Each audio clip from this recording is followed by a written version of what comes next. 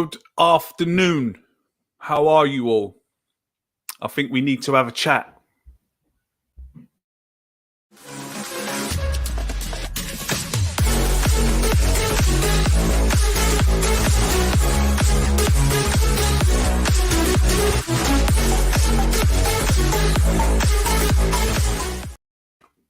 Good afternoon, good morning, good evening, wherever you might be. Welcome back to Same Old Arsenal podcast, another edition of Afternoon Tea with me, Craig. We need to have a chat, lads and lasses. We need to have a chat. Last night was so bad. So bad. I don't think I've ever seen such a poor performance in Europe from an Arsenal side. So bad. Right from the kick, right from when the team was announced. We were doing a podcast when the team was announced, and we were quite excited about what we saw. We went through it and what the formation we thought was going to be played, and we were kind of excited after it, seeing who was going to be in the team. Good afternoon, Irish Gooner. Hello, Joseph. How are you, mate? No Europe next year for us. It's hanging on a thread, isn't it? It's hanging on a thread. The formation was... I don't know what to say about the formation. It was awful. While the game was going on, we had no outlet up front. With having no striker. There was no outlet. Every time we got the ball in the middle, everyone was bunched together. There was no one forward. We couldn't go anywhere. It was so bad. Ceballos was so bad. I mean, picking up that second yellow card and getting sent off. Awful. It looks like to me that this team, the team is poorly coached. Whatever's going on in training, it's not doing nothing. It was all on the manager last night. It was all on the manager last night. You could see that team was playing as if to say, none of us know what we're supposed to be doing here. None of us know what position we're supposed to be playing. This was a European semi-final. But that defeat was all on the manager. I don't understand why he came out playing a false nine when you had Martinelli and Aubameyang on the bench. Good afternoon, Osman. Good afternoon, Rocky. Liam, how are you, mate? Mr. Rish. Nigel, hello, mate. Guna Fox. Russ, how are you, mate? Nice to see you. David Pegler, how are you? All on Arteta. You're dead right, mate. Osman says it was shocking. Russ says the worst performance I've seen this season, and that's saying something. A. Noonan says square pegs in round holes, no cohesion, awful. Exactly. The Assemble, good evening, young man. Do you think the fans are right to be embittered with this performance? Arsenal should let him go in the summer. Look, you all know my stance on the manager, right? We're still in the game. We are still in the tie. For all the bad things that happened, and the performance was awful, I'm with you on that. But we are still in the game. 2-1 with an away goal coming back to the Emirates. The only thing that worries me is that our home form is so bad. I'm hoping that when we come back to the Emirates, Lacazette's going to be fit. Aubameyang will be fit. Tierney will be fit. I'm hoping that Xhaka will come back into the middle with Partey, because say what you want about Xhaka, even though I might have suggested that Partey is playing better without Xhaka next to him, he needs him next to him, and we need Xhaka in the middle. We do. Liam says, afternoon, Craig. Why experiment with a false nine for the most important game in his career? Everyone knows Ceballos was playing with danger. Only Arteta didn't see it. Should have been brought off. And Liam, I agree with you, mate. It should have been done at half time. You know, we've done a watch along. Everyone in the chat's calling for this formation to be changed. Everyone was calling for the formation to be changed after 15 minutes. because we could see it wasn't working. Darkest Gooner, the job is too big for him. I'm starting to sway that way. I am starting to sway that way. But what worries me, and I'm sure it worries you, why is it that after Arsene Wenger, we can't attract a top manager? Because let's not ignore the elephant in the room here. There's 2 managerial positions come up at Arsenal, and we haven't employed a top-class manager. And for me, is a worry. And I believe that the reason we're not getting a top-class manager is because any top-class manager knows if he's coming into Arsenal and he's looking at the state of Arsenal as it is, he knows that it needs funds and it needs money. Also, I was just about to say that, Noonan. I was just about to say that. Does a top manager want to come into a club where he's got no backing from the owners? Does a manager want to come in where the owners are not about, where they're in America? Surely any proactive manager that wants to come into Arsenal wants to sit down with the board and say, look, this is what you need to do. I'm a professional football manager. I've been in this job for 20 years. Do you know? Top managers ain't going to be back, Craig. Well, why not? That's why they're not coming to Arsenal. I truly believe that. I mean, we could have got Allegri in after Emery. Allegri was out of work. Why didn't we get him? Russ says on the manager we're 10th in the league, but there's no way we have a squad worthy of being 10th. Exactly, mate. I agree.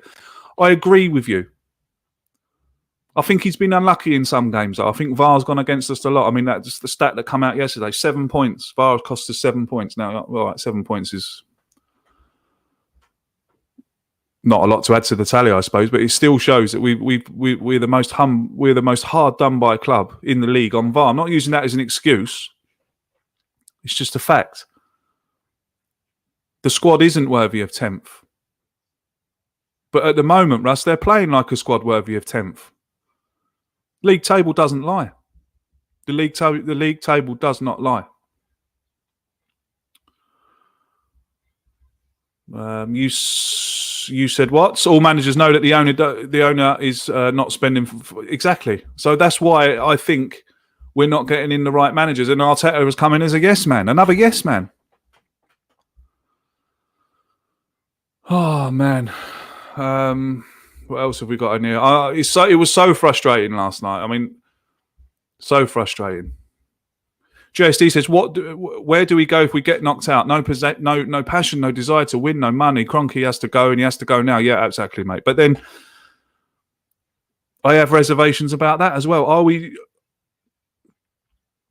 jumping out of the fire into, are we jumping out of the frying pan into the fire by just, swapping over billionaires? Is this Daniel Ek actually going to come in and give a war chest? Because that's what we need. If you ask me, this team needs at least £300 million spent on it to get anywhere near the top 4. We need at least 300 million put on the table. There you go. Go and get who you want. We have some players in the squad to keep. We have some players in the squad to build around, i.e. Saka, Smith Rowe, Tierney, Balogun, Saliba, Gabriel.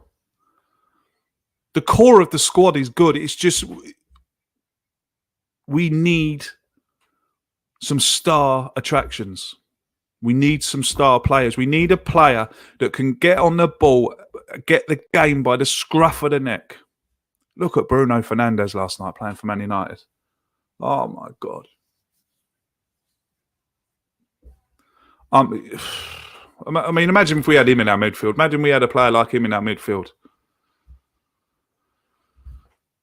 Duncan, afternoon, Craig. Hello, mate. How are you? People saying he needs his own players, but he has renewed 17 players into this squad and cannot squeeze anything out of them. It's a good point, Duncan. It's a great point. And again, I'm finding it hard to argue that. I'm finding it hard to argue anyone that wants Arteta to go. Because I think look, I know you're all watching this and you all want me to say it, but I can't. It's all on next week, isn't it? It's all on next week. If he wins next week, he gets more grace, doesn't he? Because he's taken us to a European final. If we get to that final and we win it, we have to sit back and say, okay, our league form wasn't great, but he's won us an FA Cup and he's won us a European Cup in 19 months. So we have to sit back and look at that as well. We can all sit here and we can all be cross at the manager and we can say it's his fault and we can say it's the players' fault, but we've got to sit back. We've got to sit back and look at the bigger picture as well. If he does get us into that European final and he wins it for us, that's 2 trophies in however long he's been here. How long's he been here? 19, 20 months? That's not bad going with the team that he's got. And then, of course, people might argue that he should be winning trophies with the team that he's got. So it's all on next week for me. If he gets through, he's obviously going to get more grace. It's the European final. It's what we want as fans. We want to get into finals. We want to win trophies. If he loses next week, then we sit back here and we talk again about what we do and where we go. Because if we lose next week, the season's over. Over and done with. Kevin, hello, mate. Thanks for coming along. Thanks for your support. Why would a top manager consider Arsenal? He won't be backed financially. That manager will probably request a huge salary, which maybe KSE is against. Exactly. And that's why... that's why I'm afraid that we're not going to get anyone in. Honestly, I don't know what goes through his head. Decisions he makes doesn't add up. Got everything wrong last night. There are better managers out there. Rafa would do a better job. Again, respect to your opinion, and again, I'm finding it hard to, argue it. Dave says, if Arteta gets sacked, what footballing men do we have in the club? Just Edu. I think a lot to do with it as well is Arteta's coaches. Arteta's coaches are awful. Arteta's assistants are awful.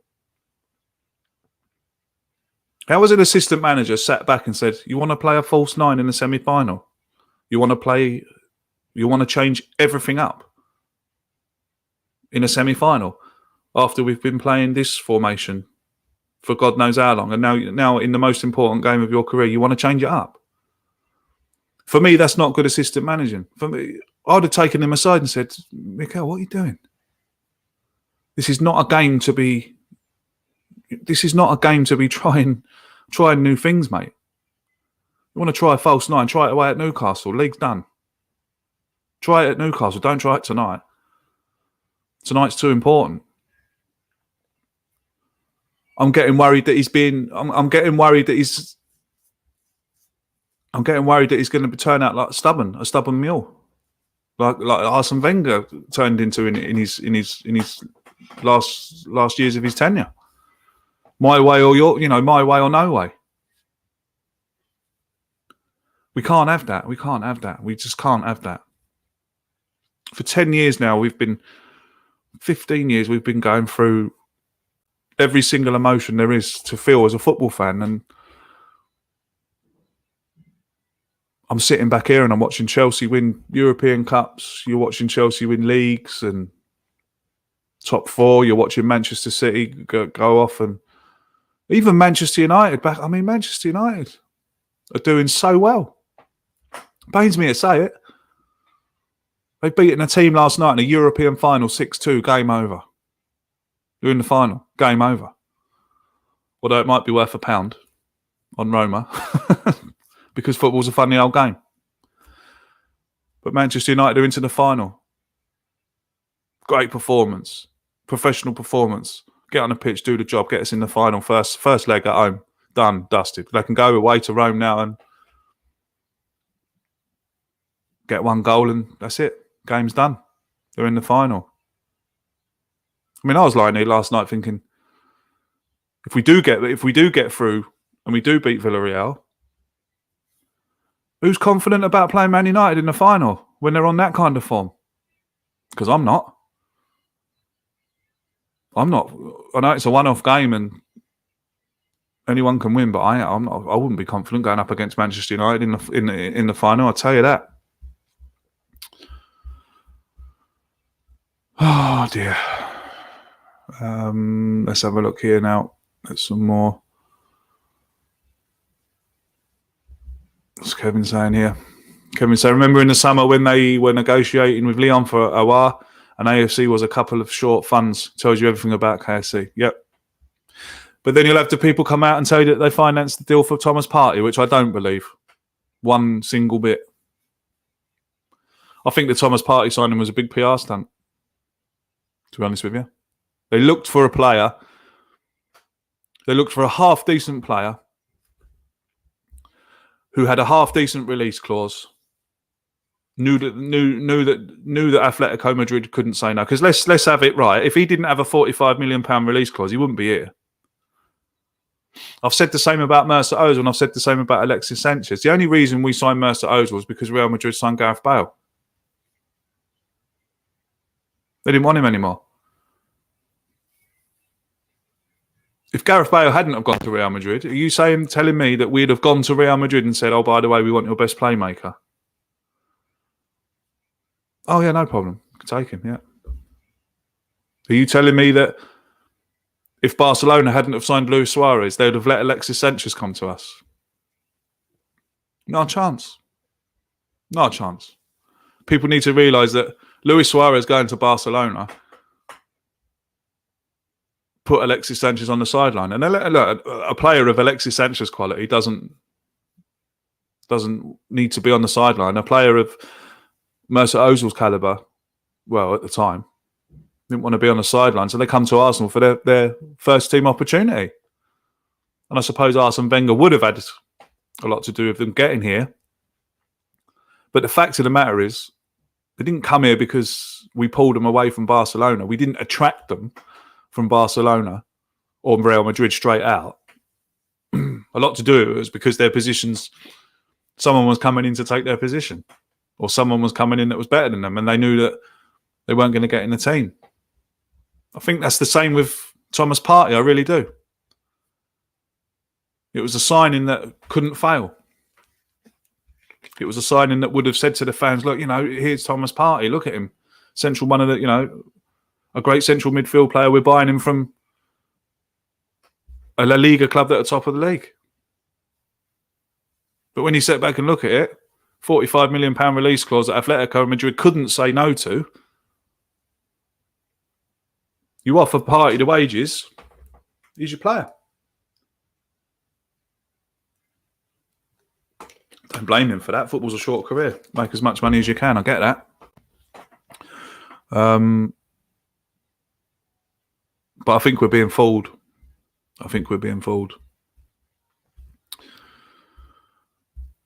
He assembled. What I can't work out is the dressing room was bad when he got there. The players now seem worse than when he got here.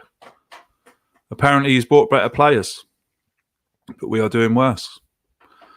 What I don't understand about it, right, is when he first came here, there was, there was a little bit of a bounce in the FA Cup. He went and won the FA Cup, and we beat Manchester City in the semi-final. We beat Chelsea in the final, but we just didn't beat them. We beat them well.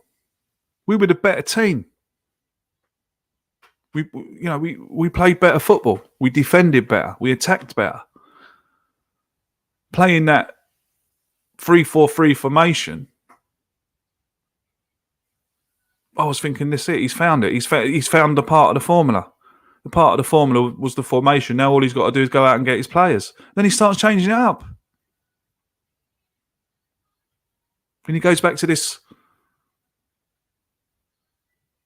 4-2-3-1 formation that's just not hasn't suited us all year. I just don't get it. I'll tell you, will take us to the promised land, guys. Just a little more patience. KC out still. Oh, I don't know, mate. I don't know. Can't remember the last time we killed in the first leg. Kevin says we still have a chance. We do. We do still have a chance. We are still in the tie. Come back to the Emirates, get an early goal. Villarreal got to come on us then. They've got to come on us, and we could be very quick on the break, and we could take them. We are still in the game, and we should look at some positives. Jean says, let's look at the positives also. A lot of players' performances are improving. Just results that need to follow. Well, the only positive for me, mate, is that we're still in the tie. A lot of players' performances improving. Who's improving? Sorry to disagree with you, but who's improving, mate? I don't see who's improving.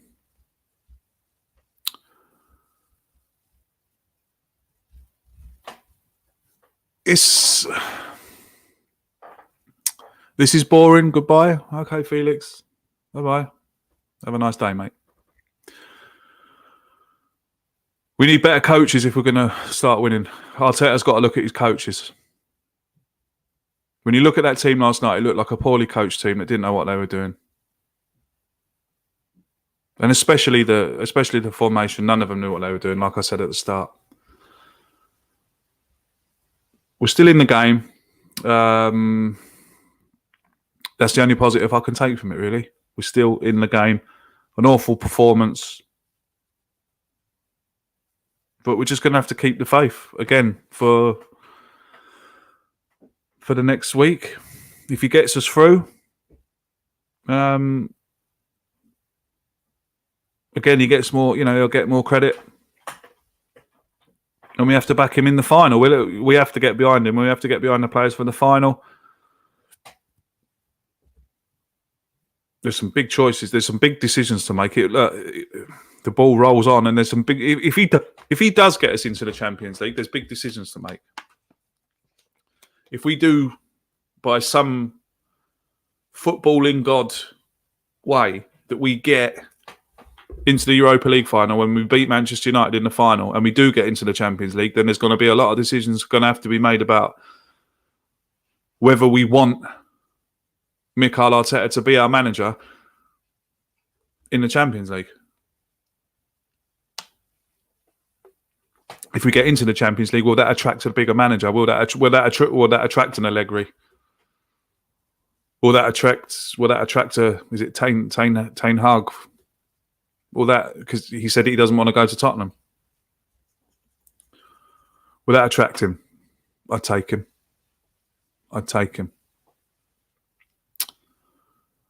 I'll leave it there, lads. I'm as disappointed and frustrated as you.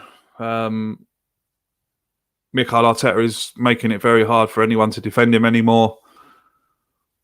There's a massive sway after last night. Massive sway. I mean, I'm seeing people who are back Arteta have swayed. So yeah, it's just going to be all about luck now, isn't it? It's just going to all be about lady luck, and I think we'll see a lot. Oh, he's just signed for Ajax, is he? Until 20? Oh well, okay. Well, that puts him out. Thanks for that, Stefan. That puts him out of the liking for that.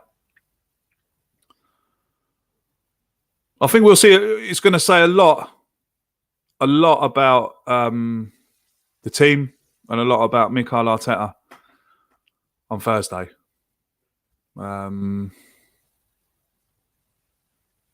They've just got to go out and win it. They've got to go out and win it for us. Well, I don't know if they've got the mentality. I don't know. I don't know. Does bringing in a new manager change anything when you've got the mentality of the players that you've got on the pitch? I don't know. Lads. Like I said, I'm as frustrated. I'm as upset. I'm as taken aback as you all. I don't know what to say or what to do anymore regarding the club, regarding Arteta, regarding the players. I just don't know. Dan's going to be back tonight at 7 o'clock for the team talk, Newcastle v Arsenal. Tonight, joining Dan will be Kevin Campbell and Warren Barton. So that promises to be a good one. Bringing in Kevin and Warren. Obviously, Kevin used to play for Arsenal, of course, and Warren Barton used to play for Newcastle. You know, Warren Barton, very passionate about Newcastle as well. Been very vocal about what's been going on at Newcastle. So it really promises to be a good show. Then on Sunday, you can come and join me on Twitch. Okay, so if you haven't followed us on Twitch yet, please do. Twitch TV / same old Arsenal. Come over there and follow me on Twitch. It's something that I want to do on my own, and it's something I want to do on a different platform. So please come and follow me on Twitch if you're watching this. I'm going to be doing live watch-alongs on Twitch for the Newcastle game. I'll be there from 5 to 2 onwards, just before kickoff, and you can come in and have a chat while watching the game. I've done one last night for the Villarreal game. I enjoyed it immensely. Talking to you all while the game was going on. It was fantastic, and a fantastic response, and a great chat room. You know, no silliness. It was great. It was great, I have to say. So come and join me on Twitch if you haven't followed us on Twitch yet, please. Or if you haven't, it's predominantly going to be me on Twitch. Come and join me on Twitch, where I'll be doing some live watch-alongs for the rest of the season to see how they go. And if they go well, then we'll be doing them for next season as well. Like I say, I enjoyed doing it. I really enjoyed it. And it's nice for me to come on and talk to you like this. I know I'm not the most knowledgeable man about football, but what I am is a fan just like you lot. Just because I've got a YouTube channel, and just because I've built a community, and I've built a football community, and I've built a podcast, and not on my own. Lots of thanks goes to people like Nigel, Lee Judges, Dan, Graham, Harry, Mark, Albert, Danny, Chris, Jay. You know, anyone that's been on the podcast. It's not just me. I'm just the one that gets everyone together. I'm just the one that makes questions to ask to get the best out of the lads for your entertainment. Because we're all fans at the end of the day. We're all fans at the end of the day. And that's all I am. I'm just a fan that comes on YouTube and puts his art on his sleeve, and I'm just like you. We'll see you all again tonight. Like I said, Dan will be back with a team talk. I'll be back on Sunday with a watch-along versus Newcastle. If you feel like you'd like to donate to the podcast, because the monetization, the super chats, and the memberships are off, the link is in the description. If you like what we do, and if you feel you want to make a donation, then that would be great. Thank you very much indeed. We'll see you all again tonight at 7 o'clock. Until we're back, take care of yourselves and each other, and up the Arsenal.